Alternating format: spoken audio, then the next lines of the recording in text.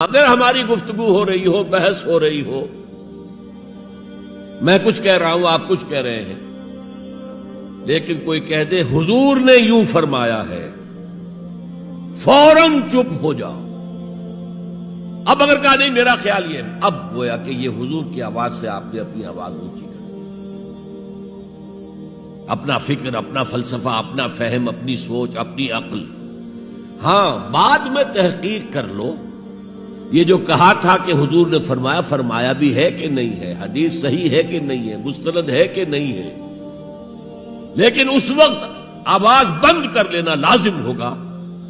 کہ اس کے بعد اقول نہیں کہہ سکتا میں یہ کہتا ہوں، اس کا تو مطلب یہ کہ آپ مد مقابل بن کر رسول کے آ رہے ہیں۔ لا ترفعوا اصواتکم فوق صوت النبی